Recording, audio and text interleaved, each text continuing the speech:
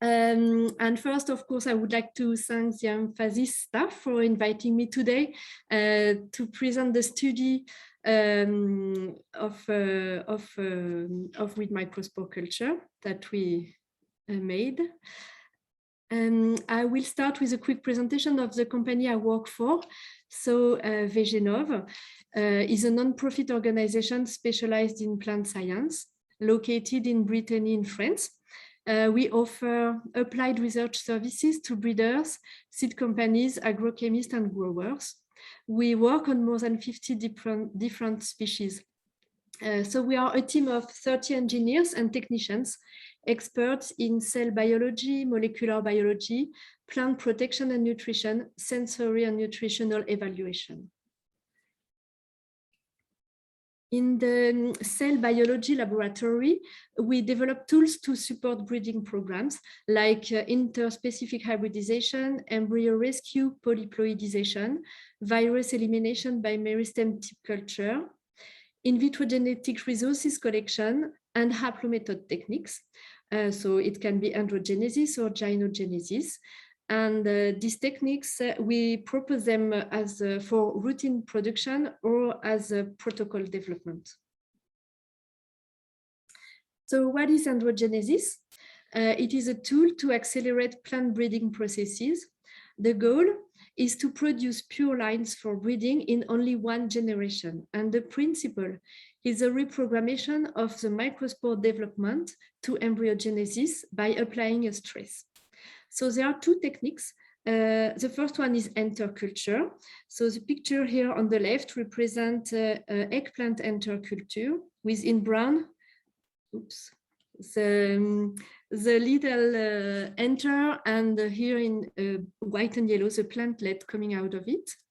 The other technique is isolated microspore culture. The picture on the left represents rapeseed embryos developed from isolated microspore culture in liquid medium.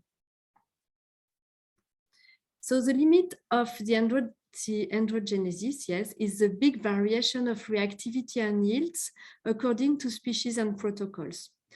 If you want to improve your protocol, and especially the first step, which is very important, this is the induction step of the microspores, you will need a tool to analyze the reactivity at the cell level. So this tool can be obviously microscopy. It can also be cytometry. And so we wanted to try to use the impedance flow cytometry to analyze the reactivity of the microspores. So during the past 3 years, we had in the laboratory a PhD student. Her name is Julie Canonge.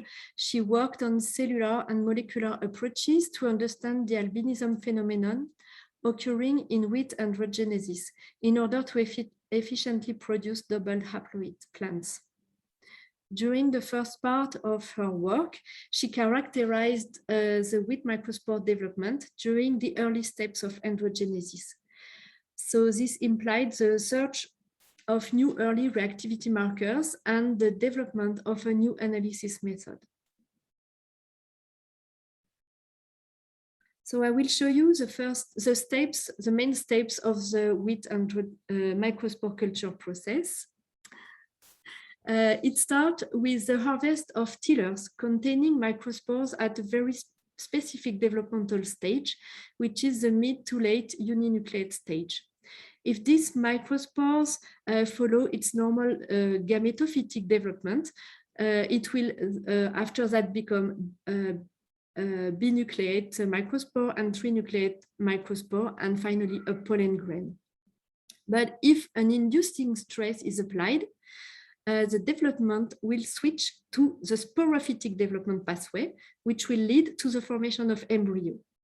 This inducing stress can be called stress, and it can be applied during 21 days. This stress is applied in planta. At the end of this stress treatment, the microspores developed into vacuolated cells, and they are called induced vacuolated stress. So at this point, day 0, the microspores are isolated and put in cell suspension. So they develop in vitro.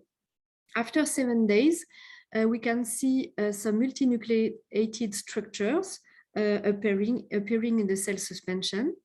At day 14, those structures are released from the initial cell wall of the microspore.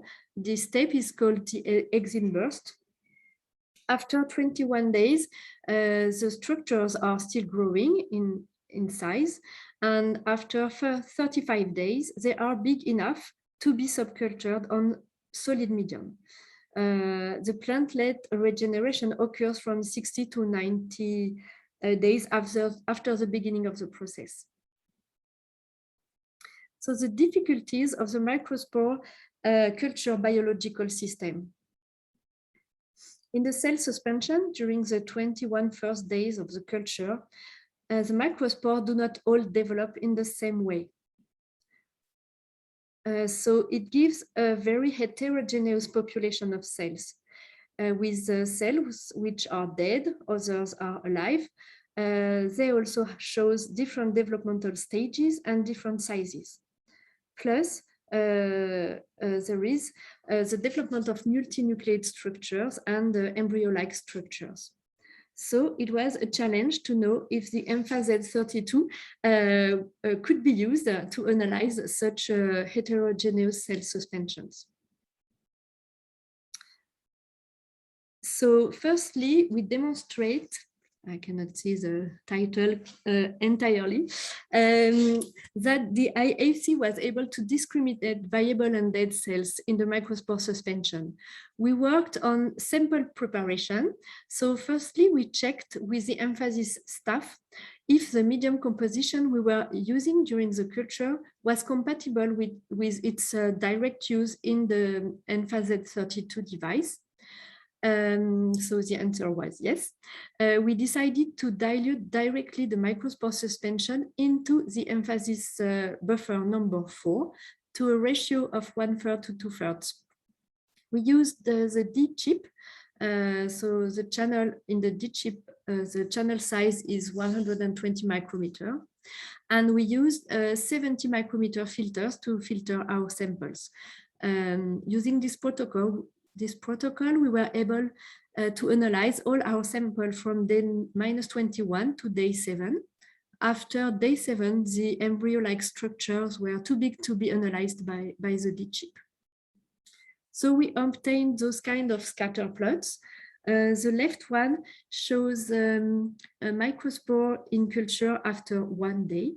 So you can see 2 distinct populations.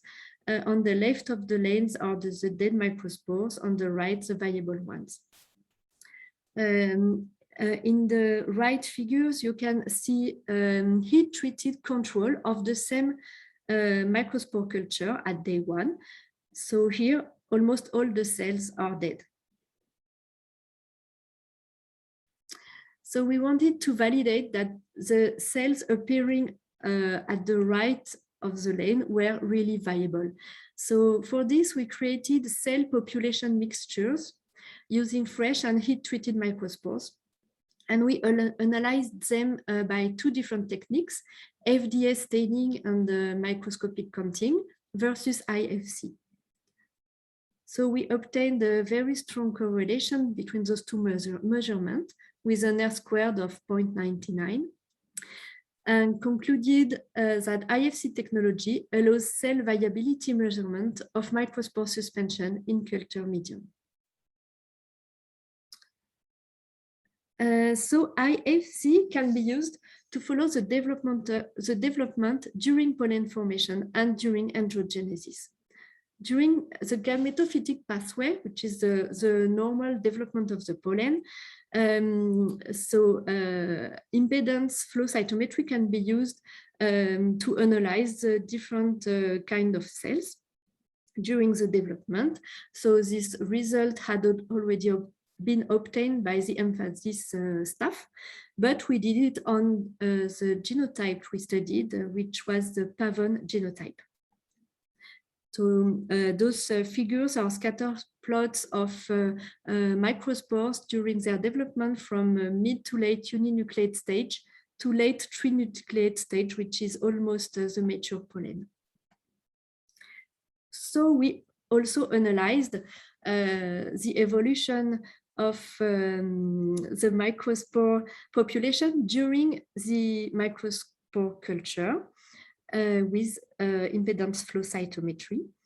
We decided to characterize each particular cell population, which were analyzed by the emphasis by different polygons. At day minus 21, when we harvested the tillers, the cells were all uninucleate cells, and they were contained in the polygon P1. Sorry. So they have a low phase angle and a low amplitude. After the inducing stress, a new population of cells appear in our culture. They have an increased phase angle and a slightly increased amplitude. They are contained in the polygon P2. From day 1 to day 7 in vitro culture, the cells are still continue to evolve, and a new population appears with a very high phase angle and a high amplitude. Those cells are contained in the polygon 3. So using the IFC, we were able to show a decrease in viability during the androgenesis process. This bar charts shows the evolution of the viability of the wheat pavon microspores during the first steps of androgenesis. At day minus 21, the cells in the tillers shows a very high viability percentage with more than 80% of the microspores which were viable. At the end of the inducing treatment, the viability strongly decreased with only 40% of the microspore which were still viable. And during the cell culture, the viability continuously decreased. At day 7, only 10% of the microspores were still viable.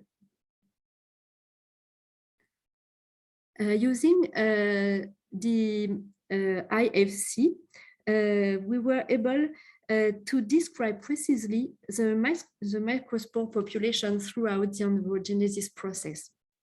So in this table, you can see the evolution of the different population of cells after the impedance analysis. At day minus 21, 80% of the viable microspores were contained in the P1 polygon. At day 0, at the end of the inducing stress, only 60% of the microspores were dead, and 33.8% of the viable microspore were contained in the polygon P2.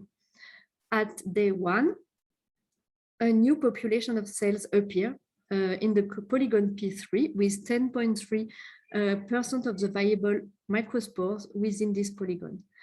And then at day 5 and day 7, you can see that the non-viable microspore proportion is continuously increasing. So IFC can very precisely discriminate the different developing cell population during the early stages of androgenesis. But can we correlate the IFC population to a certain type of cell? Can we extrapolate and predict embryo rates?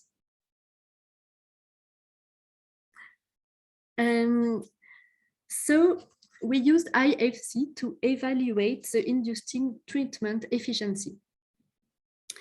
At day minus 21, as I already told you, the viable cells are contained in the polygon P1, and they correspond to uninucleate microspores.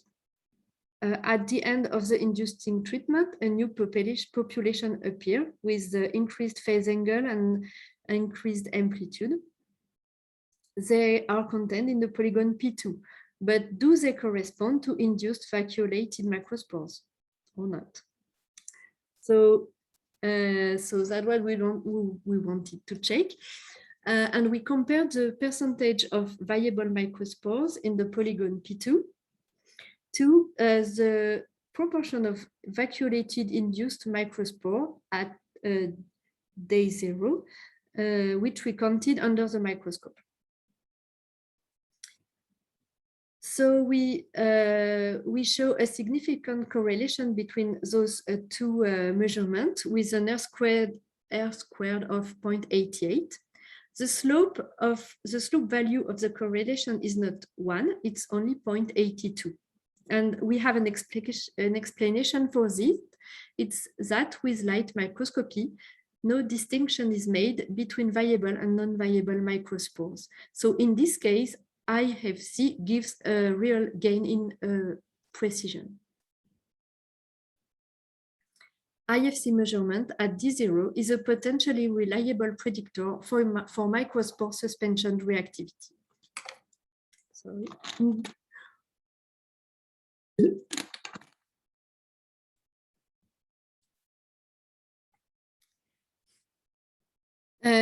Then we tried to characterize the cell population in the polygon P3,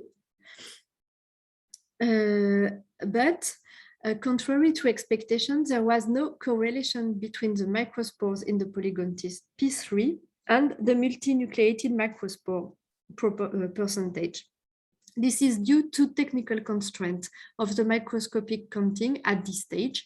So if you want to analyze under the microspore a sample of your microspore culture at day 7, you can barely count more than 10 multinucleated microspores.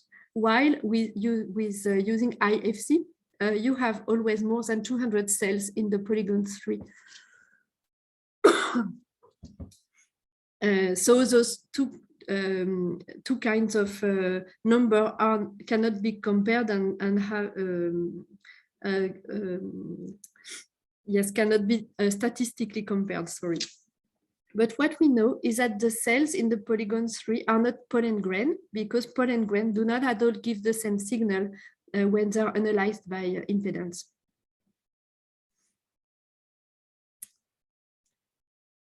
But what we did is to use the IFC measurement at day 7 to predict embryo yields for PAVN genotype. We had a statistical approach in 2 steps. First, we built a generalized linear model to predict embryo production. So if the percentage of the viable microspores in the polygon 3 at day 7 was higher than 3.1%, then yes, we would have embryo production. Then we built a linear model for embryo yield prediction with Y for yields of embryo per 10,000 microspores and X for the percentage of viable microspores in the polygon 3 at day 7. So this model was statistically robust with an R squared of 0.95. As in a conclusion,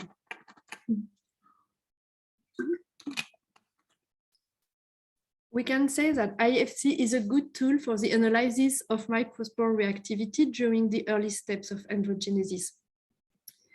It allows routine monitoring of the viability of heterogeneous cell cultures, quick and simple evaluation of stress treatment efficiency, early prediction of embryo yields from microspore suspension. It is a very efficient technique. A very large number of cells can be analyzed compared to microscopy. It is quick and reproducible. And for further development or improvement, I can say that the development will be needed for each new species and protocol variation. But the technique will become more and more reliable over a broader range of analyzed genotypes. So you can find all the details of those results in our publication in Plant Science. Thanks for your attention, and I'll be happy to answer your questions.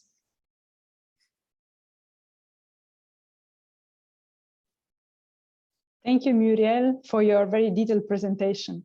Indeed, the audience has asked already quite a few questions, and I'm gonna proceed with asking them to you, relaying them to you.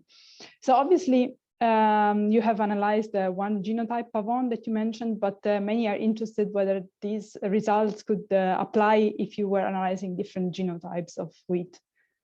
Yes, of course, we did analyze other genotypes. And we could use the same parameters and the same analysis for all of them.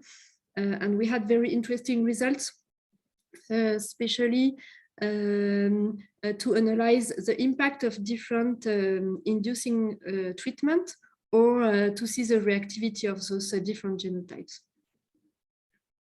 Thank you. And what about the embryo prediction? Do you think this would need to be re-established if you were working with different genotypes? Yes, because yes, we used mainly the impedance analysis for the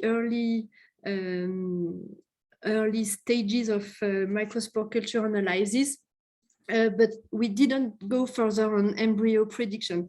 We really used it a lot for the inducing treatment evaluation. Thank you. Someone is asking what would lead to more cells moving into the third polygon. What are the factors that influence that? Yes, so there are a lot of different factors that are very important in haplomethod in androgenesis. It can either be, of course, the mother plant growth, the reactivity of each genotype, the kind of stress you apply, the length of this stress, and also, of course, the composition of the culture medium. So having a tool like IFC, where you can analyze a lot of different samples in one day, it's very useful because there are so many important factors which impact haplomethods. Very nice. One of our attendees has noticed that you mentioned that you harvested the head, so microspores from head of wheat, and was wondering if you harvested the whole spike or whether you subsected it to increase the chance of having microspores at a given developmental stage, and whether this approach would lead to higher outcome in terms of embryos. Yes, so in the wheat tillers, the microspores are not all at the same developmental stage. So we systematically remove the top and the bottom of the tiller, and we only keep the middle part where they are almost all at the same stage. But it's a good idea. Why not? If we can validate that only a small part of the tiller contain extremely reactive microspores at a very good stage, why not taking only those ones? And have you tried the use of our technology in intercultures? Yes, we did it on wheat too. So it works perfectly. We had the same scatter plots as a result during the androgenesis process. We crushed the enters directly in the emphasis buffer and had nice results. In this case, you have to be careful that the sample, the enter you choose for the analysis is really representative of your entire culture. Because sometimes some buds or some tillers are not at all reactive. So if you pick a too little number of enter, you can have a bias in your result. So as you also pointed out during the presentation, the sample size is really critical for this kind of experiments. Yes. If you sample too little, then you will bias your overview. Related to the question regarding genotypes, someone is asking whether the polygons that you used in your study with Pavon would apply the same if you were using other genotypes. Almost, yes. Yes, it's quite almost, it's always the same shape, but sometimes they can be a little moving in the phase angle, but it's almost always the same, yes. Mm-hmm.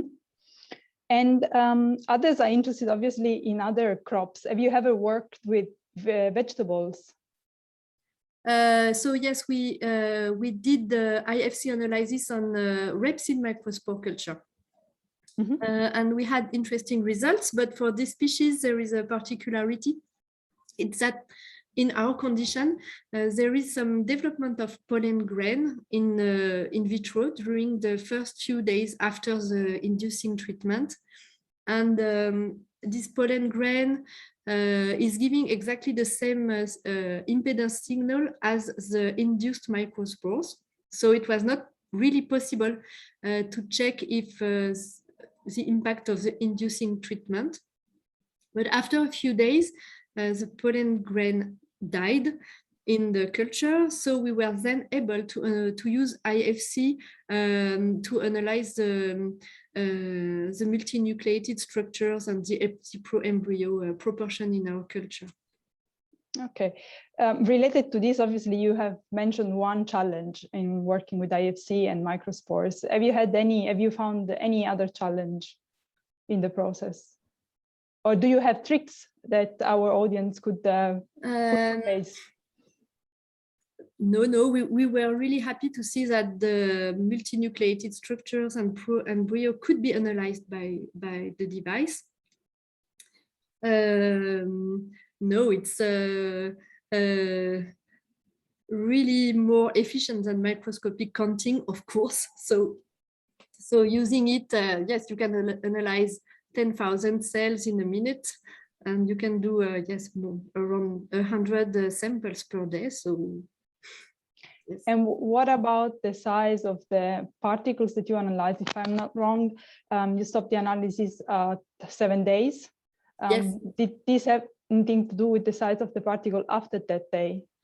So they were too big to be analyzed by the D chip, but we tried on the E chip. That's the next size, right? And we had some results. So I think we could detect them even if they were bigger in this bigger chip. But as we wanted to analyze the development from day -21 to day 7 in the same chip. So yes, we couldn't change the chip in between to validate our measurement and our study. Okay, thank you. Let me screen again the questions.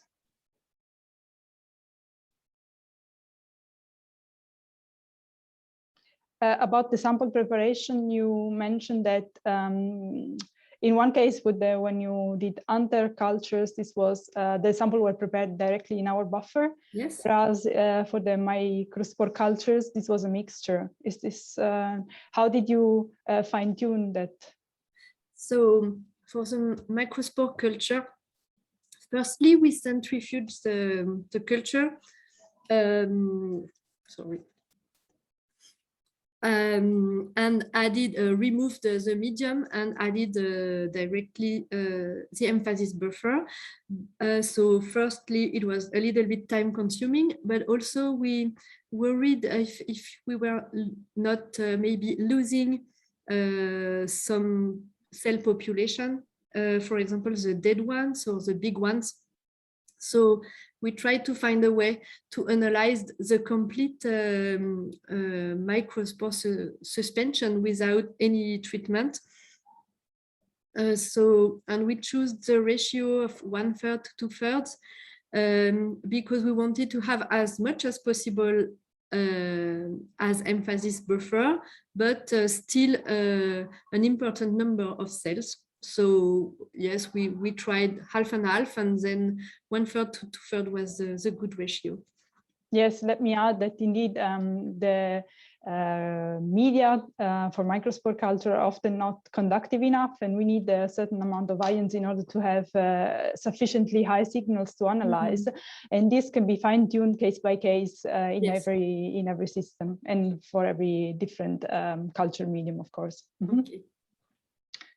Someone actually was curious regarding the setup of your experiment and especially the induction phase.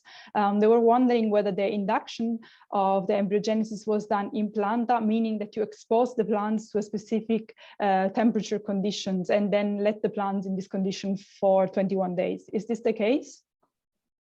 Yes, it is for wheat, but for other species, you can directly isolate the microspores and then apply your inducing stress. It depends on the protocols, and for each plant species, you can try both inducing protocols, either in planta or in the culture. Mm-hmm. And one other person is curious about the mixture that you did of viable and dead microspores. Can you maybe explain that approach a little bit in more detail? Yes, it was to validate that the viable cells the cells which were detected like viable cells were really viable. So we used the microspore culture without any treatment, and we mixed that with the same culture that we boiled for 5 minutes. So all those cells were of course dead after this treatment, and we mixed we put 10%, 20%, 50%, 90%, 80% of dead cells plus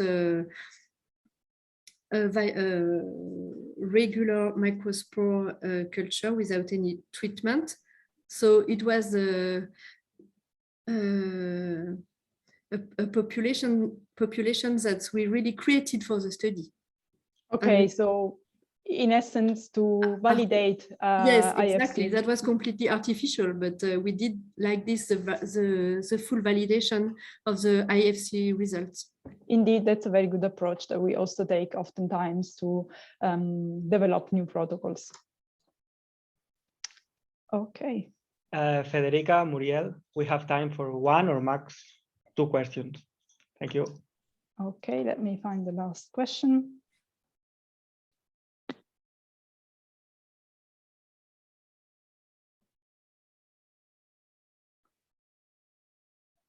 Yes. So do you have new projects that are still involving IFC? And or if not, if a new project would come up, would you still go for our technology? So yes, now that we started to use IFC in Aplo method, each time we develop a new protocol on a new plant species, we really use it. So we can use it at so many different steps of the protocol. It's really, really useful. It can be either for the development stage of the microspores before harvesting them. It can be in the first days of the culture. Yes, it can. Yes, we use it a lot. So Muriel, I thank you very much for answering all these questions and for your very detailed and enlightening presentation. Thank you also to our audience for asking and being so engaged with this presentation. So as Federica said, thank you very much, Muriel, for the insightful presentation, and thanks for the audience and for the questions. If some questions remain unanswered, don't worry, our team will contact you in the coming days with an answer. I also note that the session has been recorded, so you will receive a link, you can download and watch again, or you can also share with your colleagues. And now when you will close, you will see a questionnaire, so please take a couple of minutes to answer, because it will really help us to improve. If you still have further questions, you can send an email to info@amphasis.com. And this is all for this first day of the AMPHAcademy 2021, but we would like to see you also tomorrow here with us. Tomorrow we will have 3 sessions. The first one will be about how to increase the performance of the analysis, knowing better our instruments hardware. Then we will see also how to accelerate double haploid production, And we will close the event with a success story from a customer. We will see the studies on heat tolerance on tomato. And now I want to thank again the audience. Thank you to our Asian attendees. We know it was quite late for you, so thank you for the effort. Have a nice evening, our European friends. And for the ones in America, we wish you all a nice beginning of the day and hope to see all of you tomorrow for the last session of the XAMPP Academy 2021. Thank you very much. See you tomorrow.